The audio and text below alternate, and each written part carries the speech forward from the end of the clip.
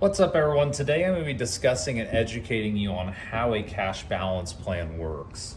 So what a cash balance plan is number one, it is a defined benefit pension plan is what it is. So it allows you to put a greater amount away for retirement above a traditional IRA, 401k, solo 401k, SEP IRA limit if you're self-employed or own a business.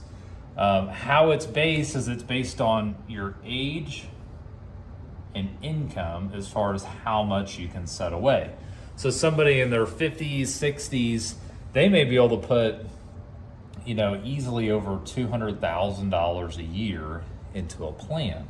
If somebody makes, a really high income, let's say you make $900,000 a year, you may be able to put way more than $200,000 away into a plan. So it's actuarially designed. So we have an actuary that we work with to design these plans. So it's based on actuarial science and math to make sure that based on your age and your income that you fit inside the tax code and you don't go above and trigger what's called an excise tax, which will then negate basically the purpose of doing the cash balance plan, which is try to get as much tax advantage as possible from the pension plan. So ultimately, this is the framework. It's a pension plan based on your age and income that allows you to put in a greater amount, hopefully, into a retirement plan that you can save money and invest money into. Now, here's the deal. Here's the framework of who's a good fit for this. It's typically for people who are earning over $200,000 a year at a minimum. This could also be somebody who maybe works they're a highly compensated W-2 and they've got some side consulting income, they have a side business, and that's over $200,000 and they're looking to deduct that since they already have W-2 income that they're paying taxes on. So it's typically somebody who's earning over $200,000 a year, ideally more than that. So if you own a business, we're not talking top line revenue. We're saying, hey, after you pay your expenses, pay a salary, you see profit coming back at the end of the day that's falling on your balance sheet that you're paying taxes on $200,000 at a really high income tax rate. So it's typically somebody who's earning over $200,000 or has $200,000 left over. And it's for somebody who is really focused on saving for retirement. So the common theme I hear from business owners over the age of 50 is they're typically say something, the similar line, which is, I haven't saved as much for retirement as I would have liked. And there's typically a lot of shame behind that. But there's no reason for shame because they've been growing a business. They've been putting all their money back into their business at the end of the day. They've been getting kids out of the house, educating their children. And so at the end of the day, they really haven't had a lot of money left over. But this is the person who says, man, I really want to get caught up. I want to save a bunch of money for retirement because I feel like I'm behind. This is not for somebody who says, man, I'm behind on my taxes and I owe on taxes. This is for somebody who wants to save money. If you're constantly putting money back into the business to grow it, you're buying equipment, you keep reinvesting, you're depreciating things, you're probably not a good candidate because you're still in that accumulation mode as far as growing your business. This is for the person who has a mature business who's looking to get tax deductibility because they're like, man, I feel like all my chips are in the business. Now I want to diversify a little bit of my wealth outside of my business, start saving some other assets for retirement, just in case when I go to sell my business, maybe the economy's changed, maybe it's not worth as much as what I would have thought. So this is where somebody's wanting to pivot and adjust their balance sheet accordingly. So it's really for people who are looking to save for retirement. And I would also add 50 plus. You can do these plans, in your 20s, 30s. There's no age limitation, but where it gets really fruitful and people who are typically a fit are the people that are like, hey, I've got a really good business, I've got a lot of profitability, and now I'm looking to save for retirement to diversify my balance sheet. So those are really the boxes we're looking to check. We're looking for a good candidate for a cash balance plan.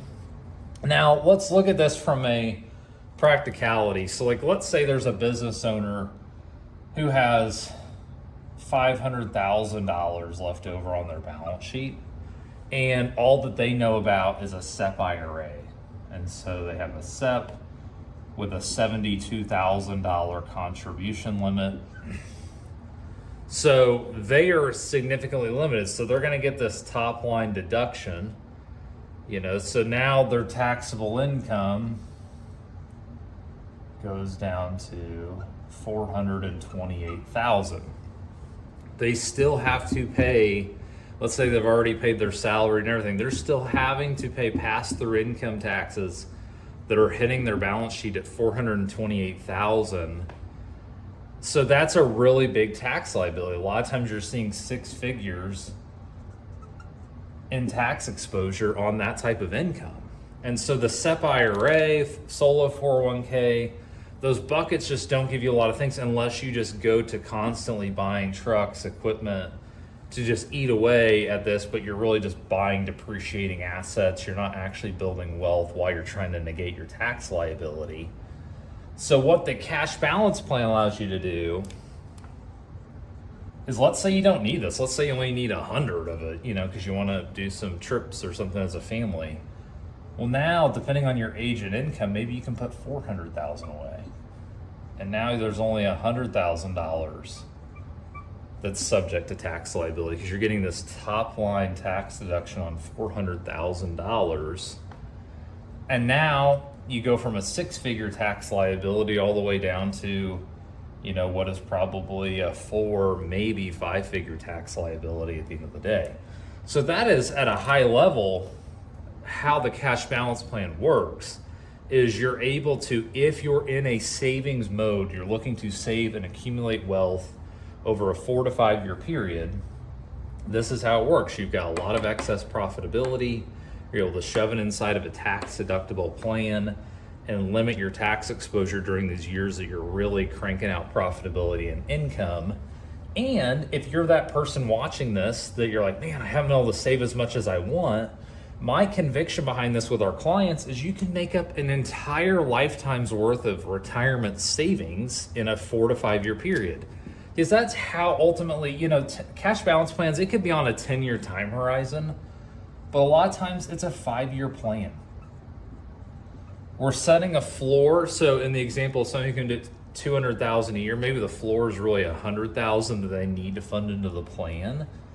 But even if you do the minimum, that's $500,000 you set away over a 5-year period. That's $500,000 more than you had. Or maybe the ceiling, a lot of times you can get up to a ceiling that's close to $1 million a year. You could set away $5 million. If you're somebody who's super successful, you could set away $5 million over 5 years on a tax deductible basis, and now you have a really good retirement account. You're making up a lot of ground over this 5-year plan, over this 5-year period, using the cash balance plan. The other aspect of this is cash balance plans are typically a little bit more conservative. So because of the tax nature, you're doing this for tax deductibility. You're doing this for tax favor. So the other part of this is they have to be pretty conservative. So the target rate of return in a cash balance plan is typically anywhere from 4 to 6%. So it's pretty conservative rates of return. We're not looking for crazy growth. And the reason is if you go above a certain number and you break your kind of ceiling of what you're allowed to put into these pension plans over a 5 to 10 year period, you trigger what's called an excise tax. And if you trigger that, you're going to basically negate the whole purpose of the plan, which was to reduce taxes. And so we want to stay within these confines.